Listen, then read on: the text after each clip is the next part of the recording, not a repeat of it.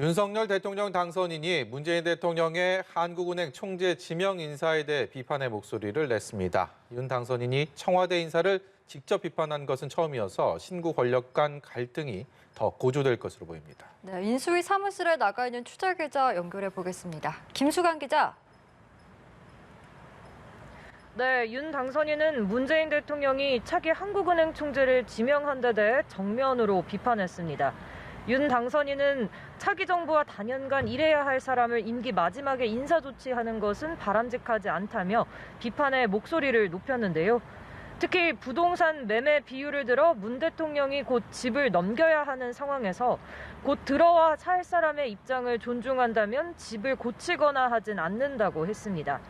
김은혜 당선인 대변인도 입장문을 내고 새 대통령과 호흡을 맞춰 일하게 될 인사를 임명할 땐 당선인의 뜻이 존중돼야 한다고 강조했습니다. 그러면서 윤석열 정부는 차기 대통령이 결정되면 인사를 하지 않겠다고도 덧붙였습니다. 김 대변인은 당선인이 직접 판단해달라는 문 대통령의 언급에 대해서도 참모들이 당선인의 판단을 흐리는 것처럼 언급하신 것은 대단히 유감스럽다고도 했습니다.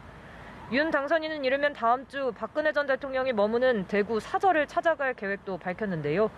윤 당선인은 오늘 오전 퇴원한 박 전 대통령에 대해 건강이 회복돼서 아주 다행이라며 다음 주부터 지방을 가볼까 하는데 한번 찾아뵐 계획을 갖고 있다고 말했습니다. 또 대통령 취임식과 관련해서도 원래 전직 대통령들이 오시게 돼 있지 않느냐며 박 전 대통령을 초청할 의사를 밝혔습니다. 윤 당선인 측은 시진핑 중국 주석과의 통화가 성사됐다는 내용도 밝혔는데요. 내일 오후쯤 통화할 예정인데 당선인 신분으로 중국 정상과 통화하는 첫 사례가 될 전망입니다. 윤 당선인은 오늘 오후엔 아키바토르 주한 이스라엘 대사와 접견했고 앞서 오전엔 인수인의 지역균형 발전 특별위원회 소속 의원들과 간담회를 열고 임명장을 수여했습니다. 네, 김수강 기자, 당초 오늘로 예정됐던 법무부의 업무 보고를 인수위가 거부한 상황인데요. 이유가 뭡니까? 네, 인수위 정무행정사법분과는 오늘 오전 긴급 기자회견을 열고 당초 오늘 오전으로 예정됐던 법무부의 업무 보고를 유예한다고 밝혔습니다. 박범계 법무부 장관이 어제 윤 당선인의 사법개혁 공약에 대해 공개적으로 반대 입장을 표명한 데 따른 겁니다.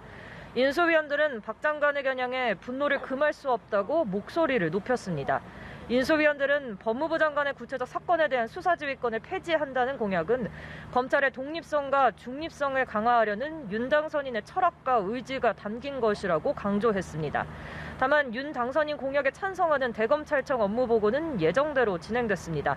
인수위는 대검 업무보고에서 일부 검사들이 보인 정치적 행태에 대해 강하게 질책했다며 윤 당선인이 검찰 출신이라고 해서 검찰에 특별히 힘을 실어줄 것으로 오해하지 말 것을 각별히 강조했다고 전했습니다. 지금까지 삼청동 인수위 사무실 앞에서 연합뉴스TV 김수강입니다.